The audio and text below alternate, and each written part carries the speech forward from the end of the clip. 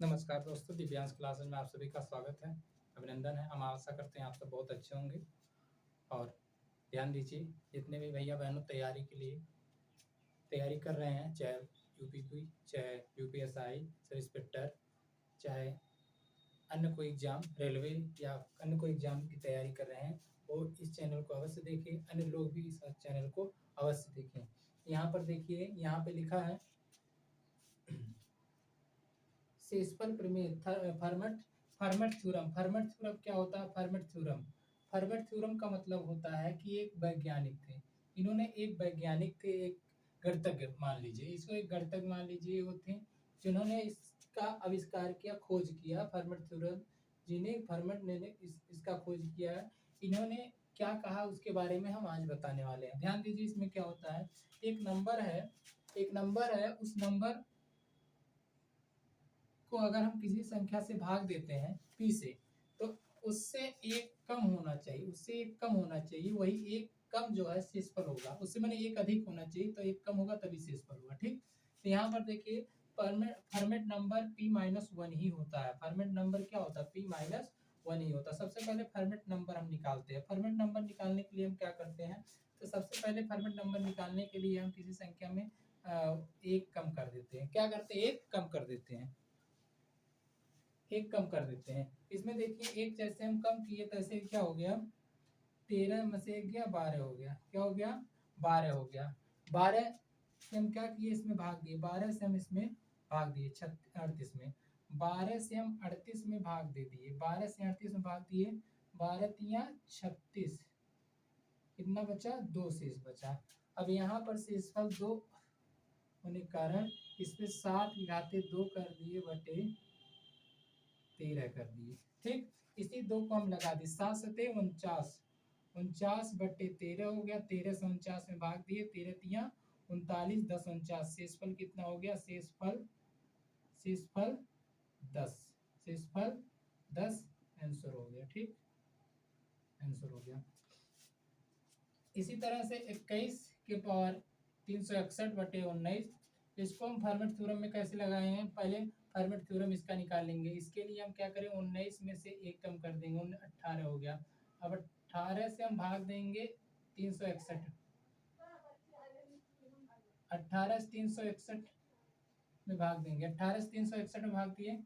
18 दूना 36, कट गया, एक आ गया। ठीक, तो यहाँ पर देखिए 2 बार 20 हो गया। 18 दूना 36, 20 बार शेषफल कितना हो गया? एक हो गया। अब एक को हम क्या कहाँ लिख देंगे? एक को हम लिख सकते हैं 21 के घाते 1 बटे 19, 19 लिख दिए। यहाँ पर 19 से हम भाग दिए 21 में, 19 से हम 21 में भाग दिए। 19 से कम 19, 2 21 हो गए, यहाँ 2 हो गया। शेषफल कितना हो गया? 19 2 21 हो गया। शेषफल कितना हो गया? शेषफल 2, शेषफल 2 आंसर हो गया। ठीक, यहाँ पर शेषफल कितना हो गया? 2, इसका आंसर 2 हो गया। अगला क्वेश्चन यहाँ पर देखिए, यहाँ पर देखिए 13 से भाग दिया 59 में। 13, तो 13 का फर्मेट थ्योरम, 13 में से एक गया, कितना हो गया? 12।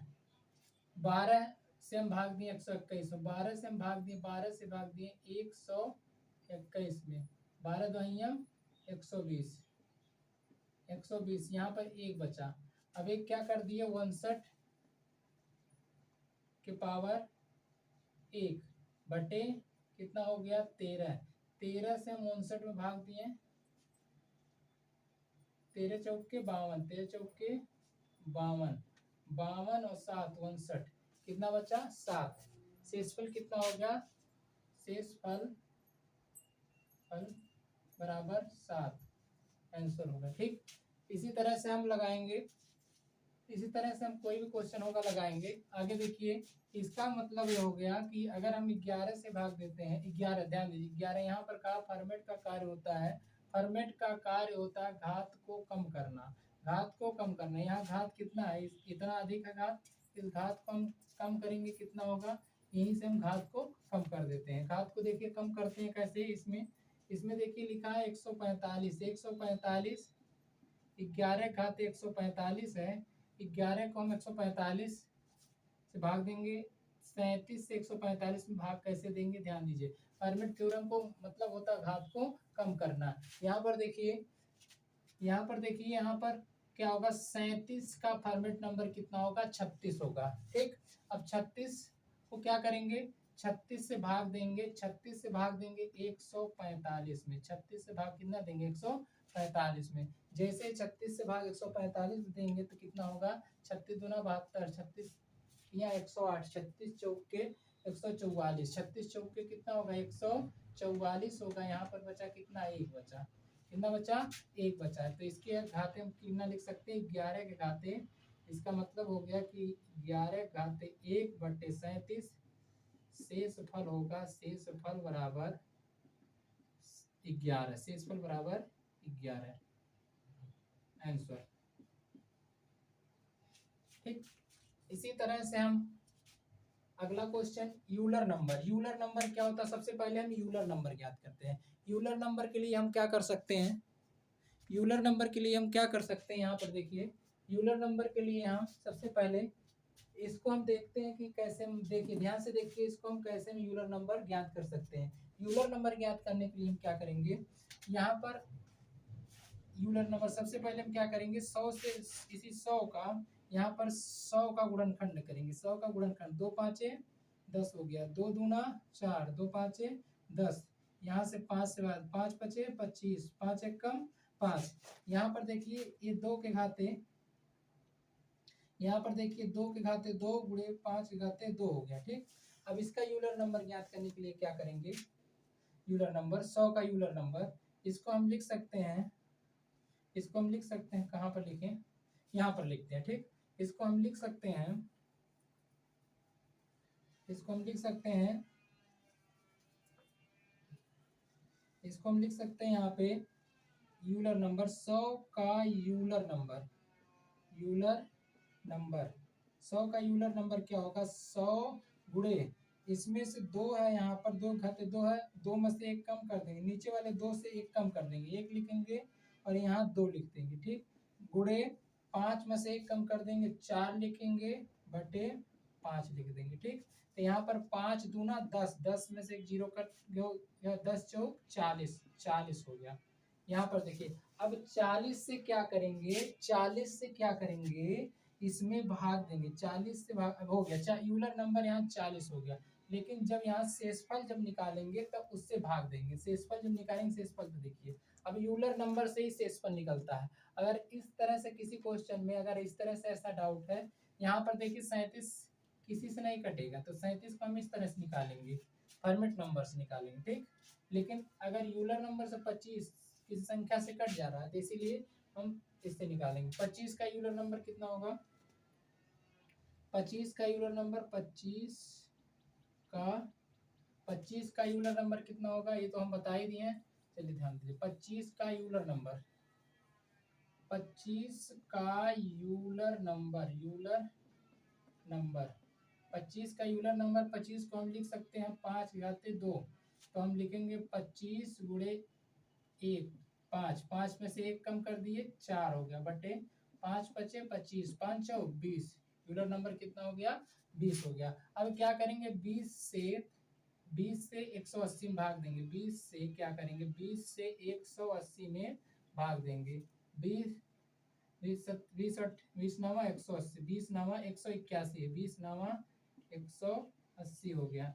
यहाँ पर बचा कितना, 1, तो क्या होगा, 1 बचा, इसी 1 को यहाँ हम लिख देंगे, 6 के घाते 1/25 हो जाएगा। यहाँ पर क्या करेंगे कि 25 से अगर हम 6 में भाग देते हैं तो शेषफल कितना होगा, शेषफल बराबर 6 आंसर होगा। ठीक, अगला क्वेश्चन यहाँ पे देखिए,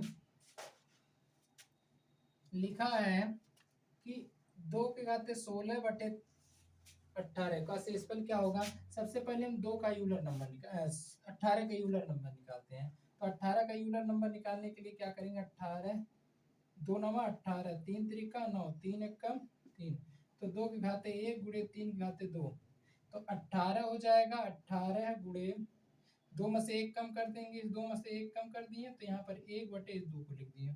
3 में से 1 कम कर दिए, 2/3 लिख दिए। 3 दूना 6 त्रिक 18, 3 1 कम 3 दूना 6, 3 दूना 6 होगा 6।